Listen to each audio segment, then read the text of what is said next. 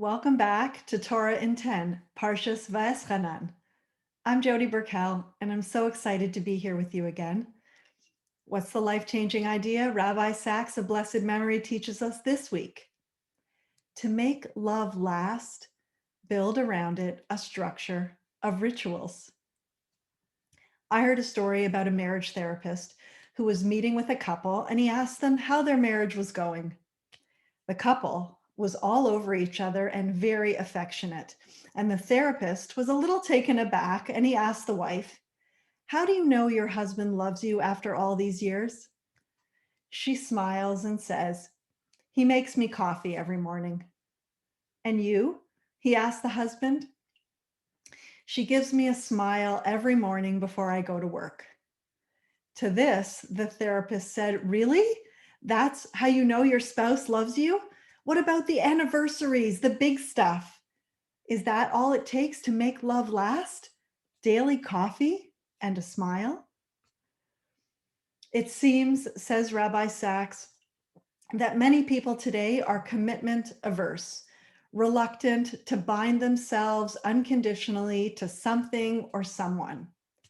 Perhaps one of the reasons is that in society today, we're really encouraged to try this, sample that, experiment, and keep our options open for the latest version or the better deal.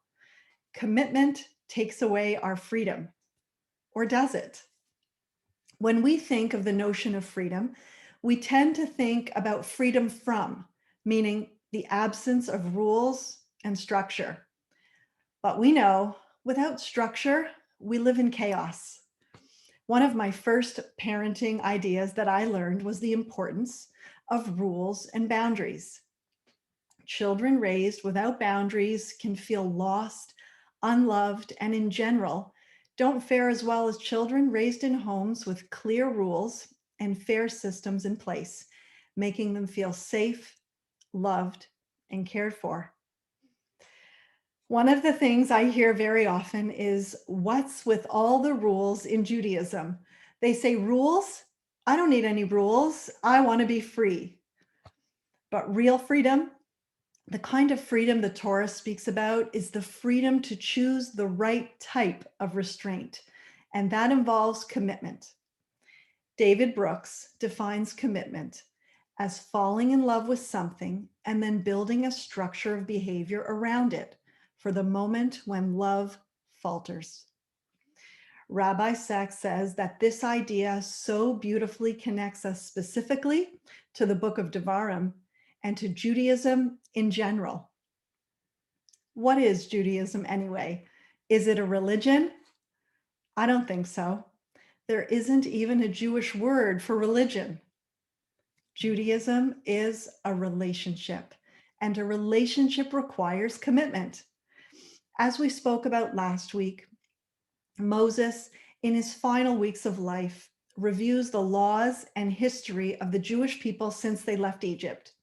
And he outlines what Judaism is ultimately built around, and that is an act of mutual commitment by God to a people and by the people to God.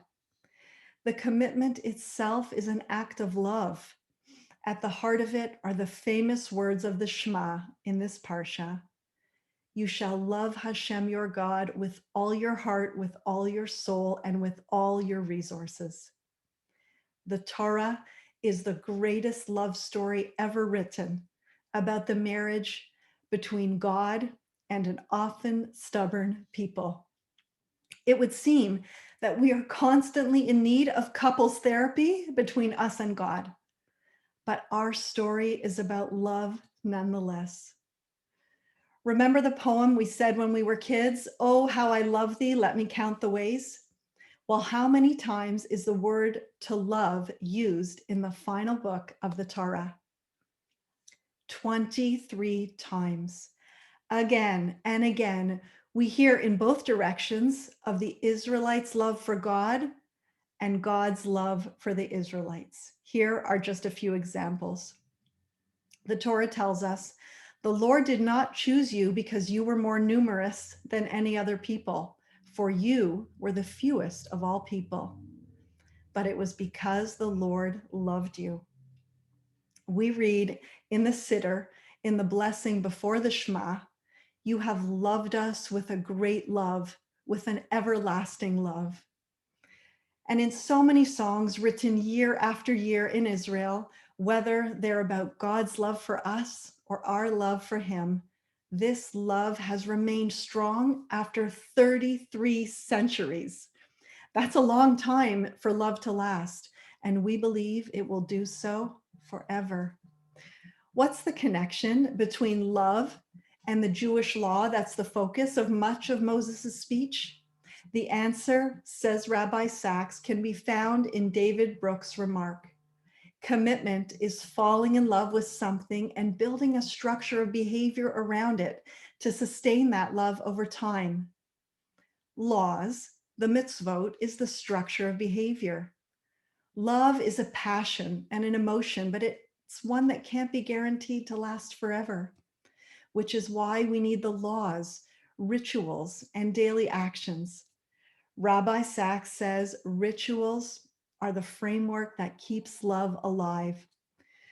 We have a daily ritual of speaking to God, prayer, a time when we share with the creator of the world our deepest thoughts and feelings.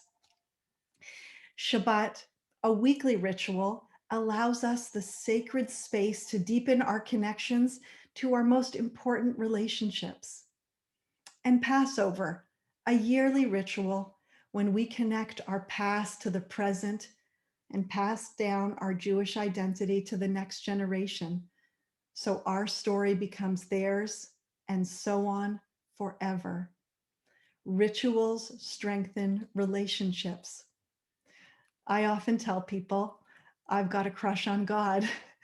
And how do I keep that feeling alive? Through the many rituals that build on that love every single day. Whether through my words or my actions, I am constantly reminded of God's presence in my own life, and I work on keeping that relationship strong. So in our own relationships, is it really about a daily coffee and a smile? Rabbi Sacks teaches us, if we want to make love last, build around it a structure of rituals, small acts of kindness, little gestures of self-sacrifice for the sake of our loved ones, and we will be rewarded with a quiet joy, an inner light that will last a lifetime. May we all be blessed to take this life-changing idea and apply it to our most important relationships. Shabbat Shalom.